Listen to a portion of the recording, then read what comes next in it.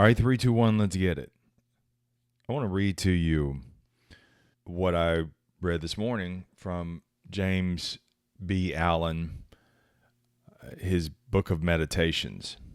Let me see if I can get to the cover of it here.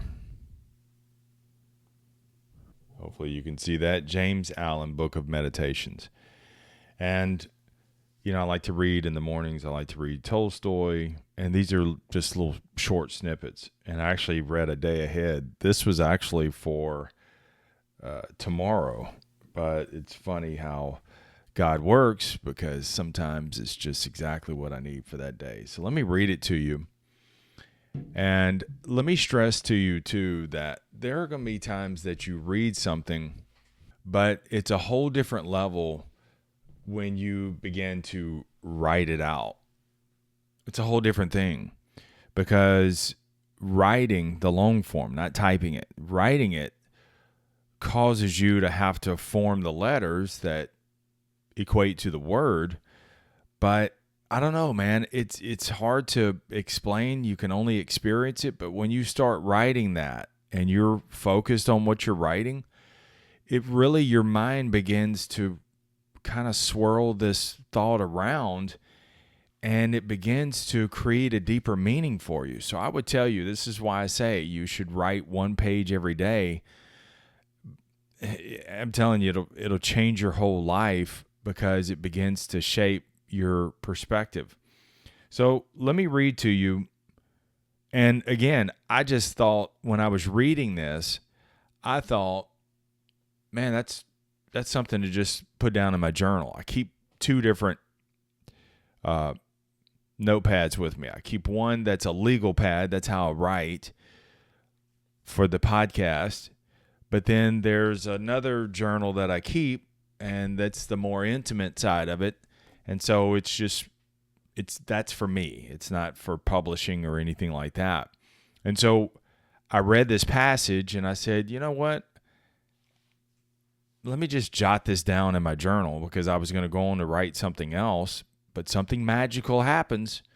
Again, I've been doing this since 2017, just really, probably 2016, really just writing long form.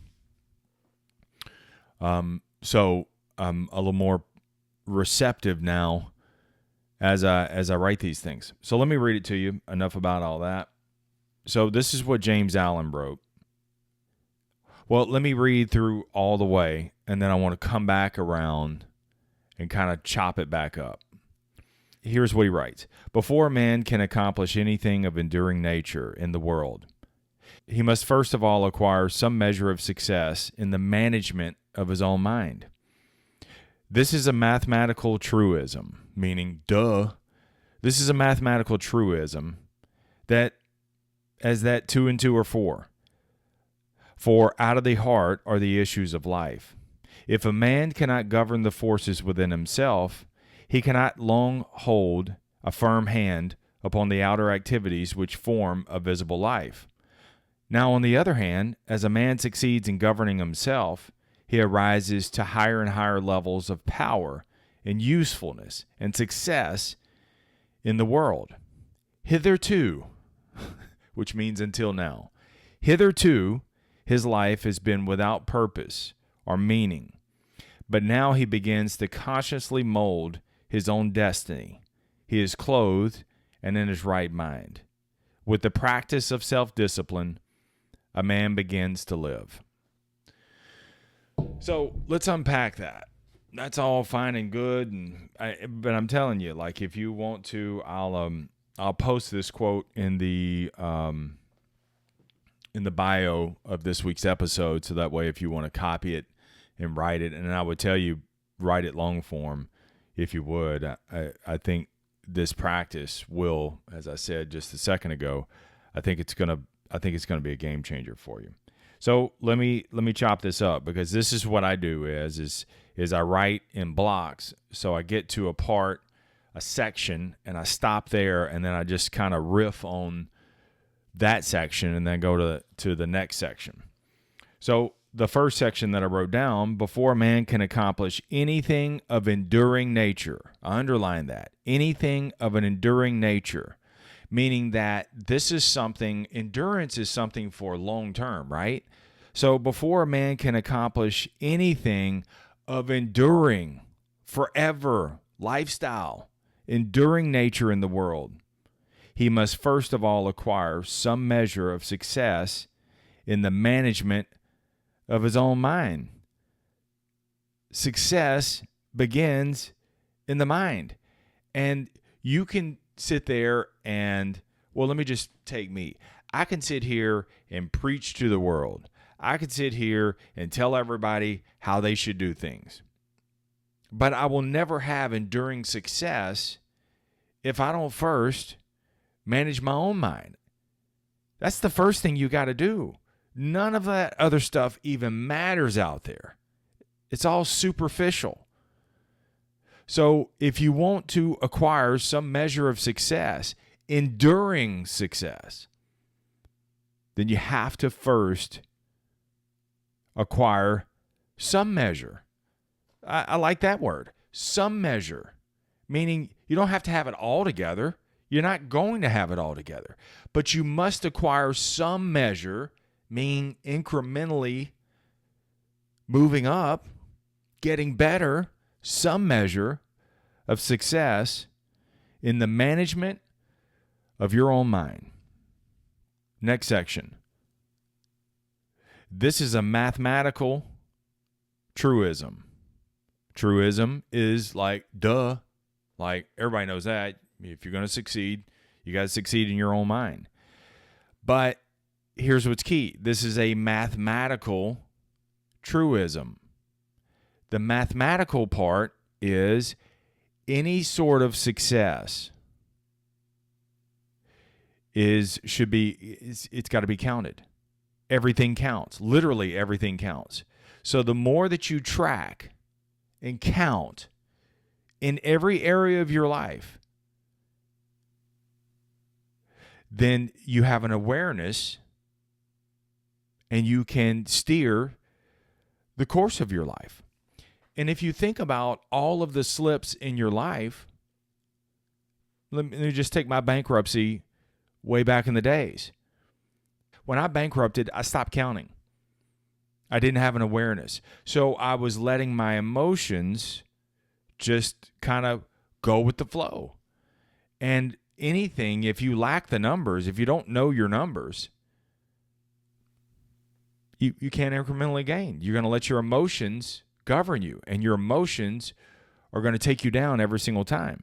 So back to James Allen. This is a mathematical truism. Remember, success in every area of your life is numbers. Is that 2 and 2 are 4? For out of the heart are the issues of life. Now, we hear that. I've heard that forever. Out of the heart are the issues of life. The heart is the mind. Okay? The heart is the mind. So that's your mind is the governing force. It's the center of it all. So when you go back to the first section, when you have management, you're not renting it out to social media. You're not renting it out to someone you're running behind. You're not renting it out to toxic people. You're not renting it out to your employer. You have the management of your own mind. So when you're the owner and you're managing your own mind, out of the heart are the issues of life. Your management, your governing center, all of your issues are due to poor management or tight management. Where are you right now? And it could be a subsection in your life. There could be, things could be 80% right, but you have that 20% that you gotta get control of. Again, some measure of control. Remember, it's all incremental. That's what it is. So out of the heart are the issues of life. Back to James Allen, if a man cannot govern the forces within himself, he cannot long hold, this is important, a firm hand upon the outer activities which form the visible life. So let me chop that up. If a man cannot govern the forces within himself, you're in control. Nobody else is. If you cannot govern the forces within yourself, you cannot long hold. This is key. Long hold, meaning it's a lifestyle. This is a forever mindset. So long hold, because see, you can have short-term success. You can have these flashes of success. You're going to give it all back because you haven't learned to manage your mind. And if you don't manage your mind, sure, it's deceiving. You're going to have a little bit of success. You're going to give it all back and then some because you're going to get too sure of yourself. So if a man cannot govern the forces within himself, he cannot long hold a firm hand. I love this. You cannot long hold lifestyle, lifetime, a firm hand. Now that's important. When you have a firm hand on something, you have control of it, right? When you have a firm hand on something, you can steer it. You can adapt. You can adjust. And what does it take to have a firm hand? An awareness. So you can't have just a firm hand and your eyes are closed or drift off. No. And that's what we do. We drift off in so many different areas. When you have the management of your own mind and you have committed for the long, enduring success, and you have committed to a lifetime, long hold, lifestyle, and created a lifestyle for your life, then the manifestation of a visible life that form a visible life, those from the outside, that is going to determine if what's manifested. So let me clean that up. If a man cannot govern the forces within himself, he cannot long hold lifestyle, lifetime, a firm hand, steering, awareness, adapt, adjust. So if you can't do that, then you're just going to be a paper bag in the wind. The outer forces are just going to yank you all around. But when you manage your own mind, the outer forces, you just adapt, you steer, you adjust. And when you do that, it's going to equate and manifest in a visible life. Next section. On the other hand, this is not a very big section. It sounds like it, but on the other hand, as a man succeeds in governing, let me read it all the way through first. On the other hand, as a man succeeds in governing himself, he rises to higher and higher levels of power and usefulness and success in the world. On the other hand, as a man succeeds, it's a process. James Allen wrote, As a Man Thinketh. That's another lifetime book you should read. So, as a man succeeds, meaning progression, meaning incremental, gradual. You're not going to get there overnight. So, as a man succeeds in governing himself, remember, you can't govern other people. You can't govern the economy. You can just govern you, your mind, what you do. When you govern your mind and you have a firm hand and you're committed to the long haul, and this is an enduring race, I don't have to be faster than the next man, bro. I just have to endure longer, right? That's all it is. This is an endurance race, not a sprint. So on the other hand, as a man succeeds in governing himself, he rises to higher and higher levels of power. See, because you have the management of your own mind, then you're going to get an increase in power. And usefulness. This is key. It's one thing to be powerful, but see, now that you have the management of your own mind, you become more useful to the world. And this is why you succeed. Last section. Hitherto, meaning until now, Hitherto, his life, your life, has been without purpose or meaning. Up to this point, good news is you can change it. So, up to this point, your life has been without purpose and meaning. But now, he begins to consciously, an awareness, mold his own destiny. See, up until now, you've just been a paper bag in the wind. You've been just yanked all around. Isn't that tiresome? But now, you have the management of it starts with your mind. So now, you have the management of your own mind. You can mold, oh my God, you can mold your own destiny. And he is clothed right in his mind. Clothing, just think about it. You put clothes on. It's a protection. It's a warmth. It's a caring for. You clothe, and when you do that, you're right in your mind. And he ends with the practice of self-discipline. Can't read that. With the practice of self-discipline, a man begins to live. Whole new life, bro. Whole new life.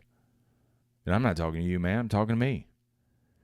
With the practice of self-discipline, a man can begin to live.